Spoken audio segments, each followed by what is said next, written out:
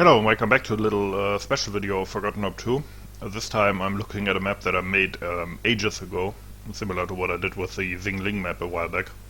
Now I was reminded of this because I actually played this, or a version of this, in a tournament recently, so I remembered I made this.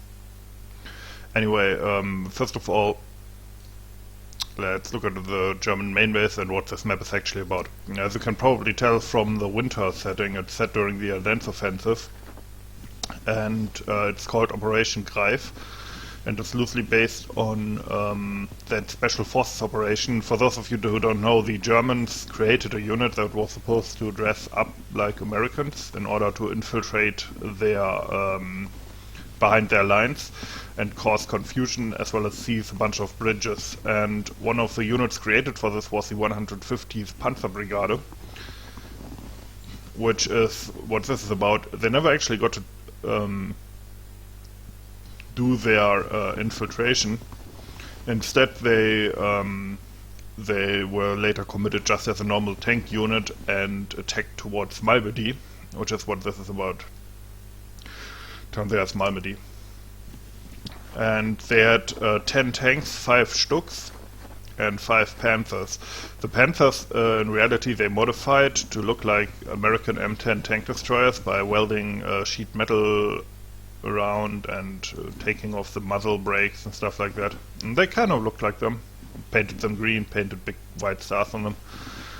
The Stuks were also modified, but for the life of me I don't know what they were supposed to be, because there's no American vehicle that actually looks like a Stuk. Maybe they were going for M7 priests or something, but yeah, they also painted them green, took off the muzzle brake, painted white stars on them and so on. Now, let's look at the map from above first. Now, this isn't actually very good. First of all, this is the 32-player version, but it's exactly as big as the 64-player version. It's an alternative one. The normal 64-player version was supposed to be a objective map, but after all this time, the objective code doesn't work anymore, and I don't want to figure out why. So I'm gonna do it on the 64-player version. Now, right from the start I kind of fucked this up, because this map is actually flipped, because I forgot that height maps are flipped when you import them, or have to be, you know what I mean. Okay, so basically in reality, because this is based on a real place, but in reality the German main base would be down here and this would be up here. Or, no, the German main base would be down here and this would be up here, so it's flipped like that. Yeah, this was one of the first maps I really made, so I made a lot of mistakes. Generally speaking, if I look at it, it has a nice flow to it. Like, this is of course now set up as a sector push map here. But it's way too small, especially here. Imagine in this last sector where it becomes more and more narrow. Imagine that with like 100 players. It would be madness, worse than the beginning sector of Ramel, I think. So yeah, it's not necessarily a great map, but it's nice. What I want to do now is just run through it, critique it a bit, go down memory lane. So yeah, one thing I learned during making this map, I learned a lot of things. One thing was making these kind of lighting effects here, which I saw a video of them playing this map in the tournament, and I think they actually kind of screwed up the single point color here, because now it looks just white instead of orange, so maybe look into that, because I was very proud of doing that. So let's move towards the first sector. Yeah. Hey, speaking, it's not terrible, but I could probably do better today. And you can totally tell where I kind of lost energy or interest. I mean, when I did this, I was like 22, 23 maybe. Back then I didn't have the stamina for a project like this.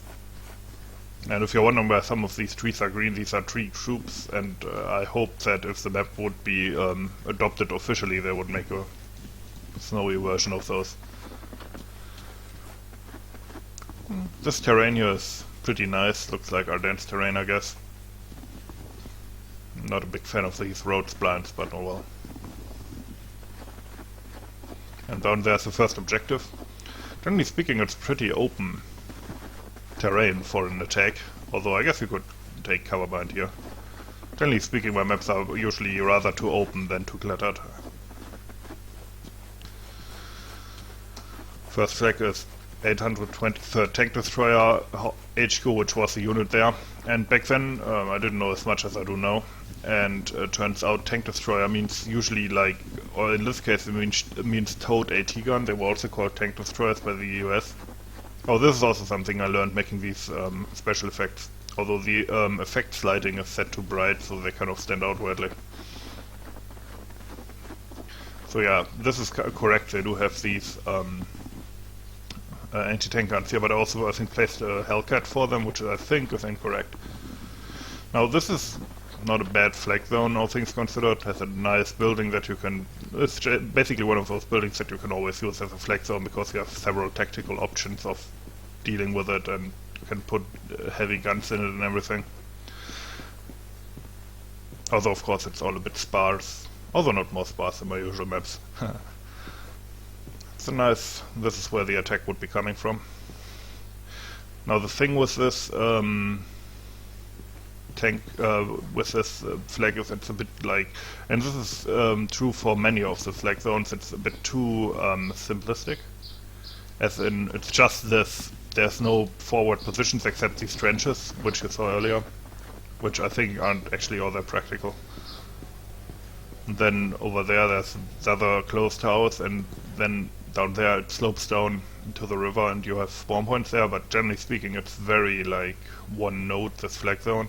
And there are some flag zones like that, like for example in Meuse River, for example, there's also like flag zones that just one house, but that map is of course not a push map, where you would concentrate everything on here.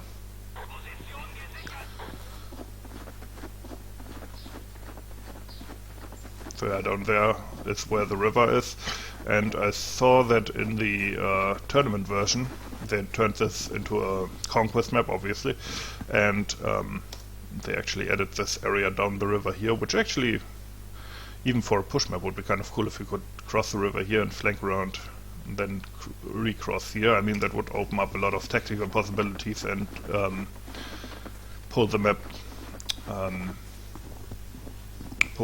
apart a bit.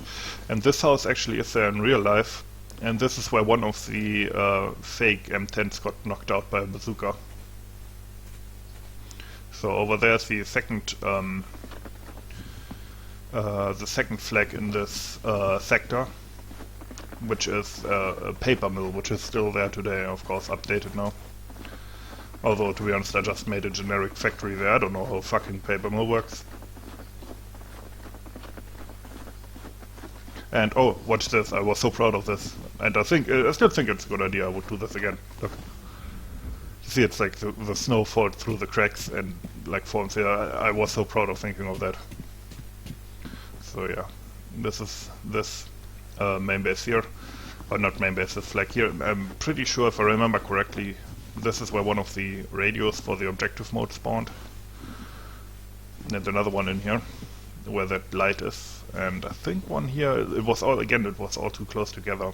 Although back then nobody really knew how objective mode would work out. This area is actually kind of cool.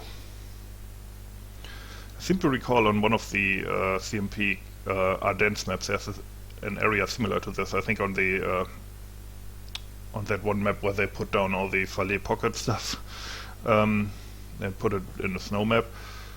And I always wondered if they took that from this map, but it might just be a similar area. I don't know exactly how it looked. Although I could see it being annoying maneuvering through here in a firefight. Yeah, it's a paper mill, and yeah, this is I think where the M10 spawns. Well, it doesn't show up on the minimap, of course.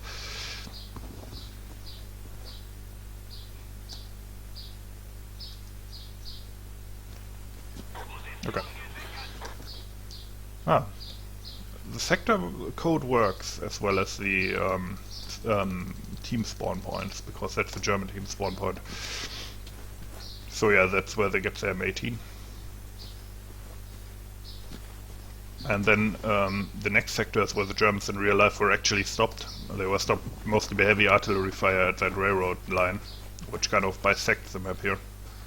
And here you can really see how it kind of becomes too small, because there's one flag there, the water tower, and the other one is, okay, you can't see it now because of the, it's directly behind that house. So that's way too small for 64, let alone 100 players. And to be honest, you can tell how I kind of ran out of energy and motivation here. It just becomes more narrow as it becomes more detailed.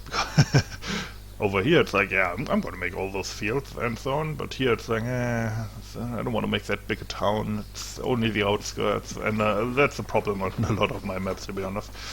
I think Cedar Heights was the first time where I actually made like a proper town. Oh yeah, I remember. I painted that red, looks a bit cheesy, to be honest. Also, I'm pretty sure there was supposed to be snow piled up and not mud, but never mind. But yeah, again, this is a very sparse flag zone with not a lot of cover or tactical options. And you have this one hole here in the machine gun position that is very easily taken out, and after that it's just cowering here, I guess, or maybe climbing onto the water tower, but there's a problem that the ladder is on the German side, so yeah, that's not really well thought out there.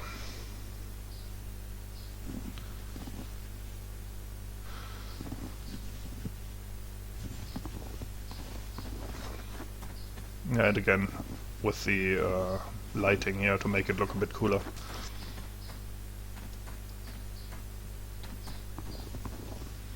Yeah, I wanted to make an objective map where the Germans were attacking.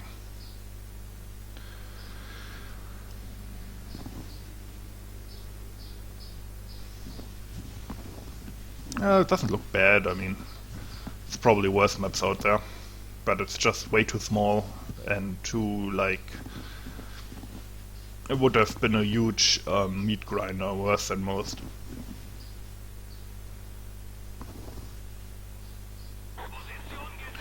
So, and then now this could have been cool because the Americans have their spawn points behind this protective railroad track and could pop up wherever they want, so that could have been kind of cool.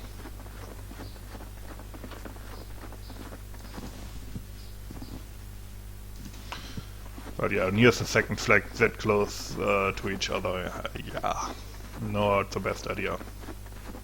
And again, it's just like one building and this here, and there's nothing like in front of it where you could advance to. Because most people, when they defend a flag, they kind of want to go a bit further and stand in front of it, especially if the situation is right. This does look kind of cool though, even though the trench skirts aren't properly blended, and didn't learn that until later.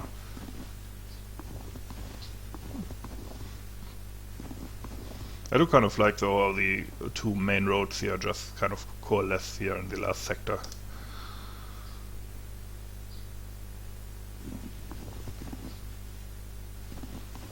I think the landscape looks very like a dense-like. Nice fields, forests around. Certainly I've seen worse maps.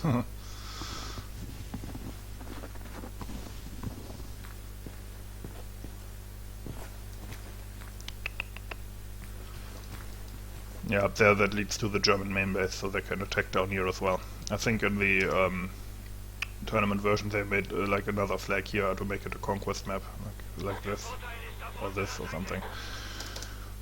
And so yeah, the last sector, let's look at that as an American.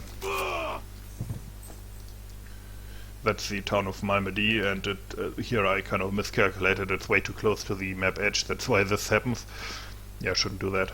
Even though I don't think you actually can see the map edge like inside, I did kind of hide it well, but yeah, it wasn't the greatest town ever built. Ah, nice music. Oh yeah, I remember, that's another thing I figured out how to do. So yeah, there's the map edge over there. Power lines kind of stop. Now that's another thing that I didn't know how to do, is how to make power lines easily. So this is all placed like by hand and it looks shit, and only one power line, even though there's 6 possible. Today I could do that in like maybe 1 hour of work that took me ages and it still looks shit.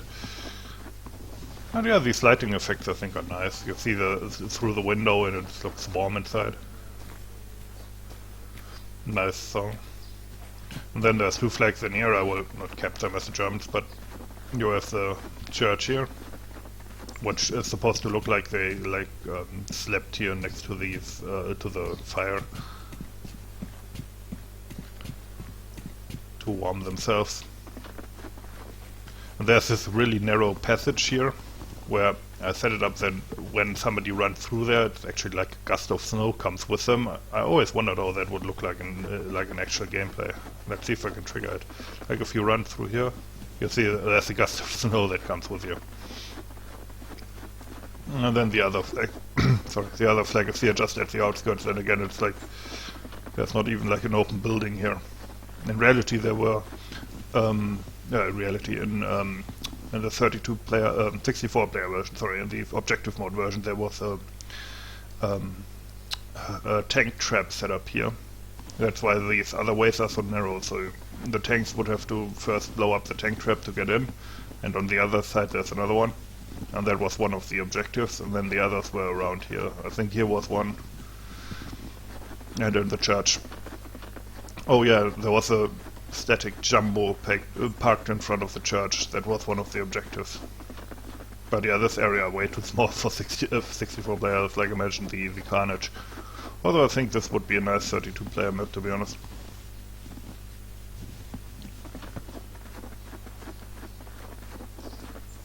Yeah, here was the other tank trap, and then the jumbo was parked